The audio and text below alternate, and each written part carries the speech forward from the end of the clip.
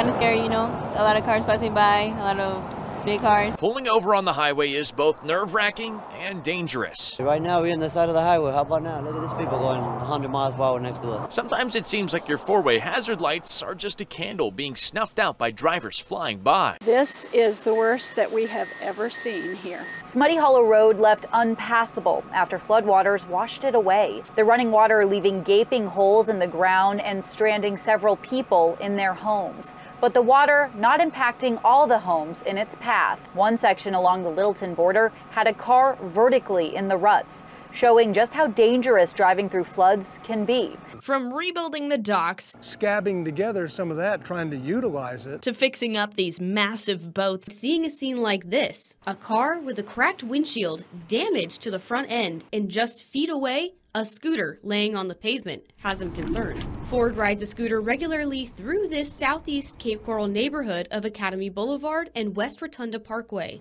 That on Saturday night was closed off as investigators circled the scene of what looked to be a crash. They basically had two options: pick someone to serve for the next year or hold a special election. So many rocks that are over here, you know, that we're over there. The revetment, the seawall, the sidewalk, and the road is going to deteriorate if something isn't done. There was fire shooting out the windows. Their families all okay and reunited with their pets. A dragon, a turtle, 2 cats, a dog. But they're among the 10 people who are still figuring out where they're going to sleep tonight. People that couldn't get into the convention center tonight, instead lining the streets of downtown Fort Myers. He didn't expect to dive in and find the fossil of a lifetime. You can hunt your whole life and not find anything like this. John Creetsolis isn't living in the past. He's looking for it. Around here, he's simply known as Captain John. The self-proclaimed fossil junkie says his addiction started early. As a kid, my grandmother took me to the library. They had a little fossil dig thing. Rhonda Moore tells me she's used to seeing trash or household items dumped on the roads in Lehigh,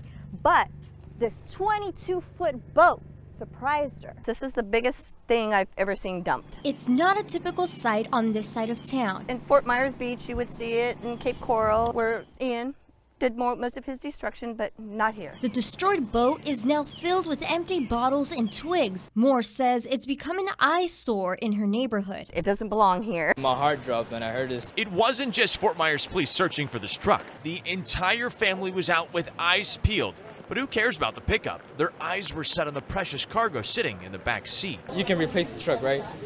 But a kid with like 4 years. Pig, pig, pig, pig, pig, come on. How did you manage to bring him in?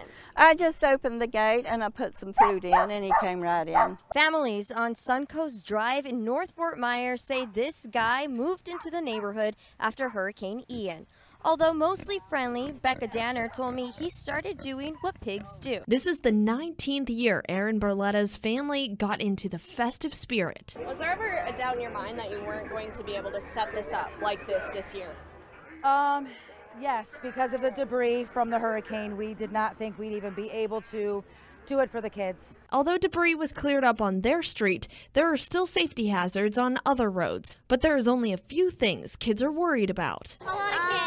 I don't know what it is, but it kind of gets stuck in your throat and makes you cough for a while and burns your eyes a little bit. There's no better way to describe it than downright disgusting. Piles upon piles of dead sea creatures and other organic material is rotting away here on what used to be Newton Beach Park. Now it's where the town of Fort Myers Beach is cleaning up the rest of the beach. This is how they're collecting everything? Yes, that's the equipment just for the sand.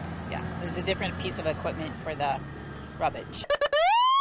These cruisers aren't out here looking for fugitives or filming a movie. Actually, they're not even from New York. Folk art meets fine art. At first glance, you might not even realize that you're looking at art. We got the golfer girls. These sculptures are fondly referred to as the people. And why not? They look about as real as their creator, Jeff Abbott, turning heads and raising eyebrows for 23 years and counting. Well, that's the auto mechanic. Oh, it's fun to take them to a parking lot at Publix or wherever and get them out and put them there. These people have become part of Pine Island in the quiet little Bokeelia street they call home.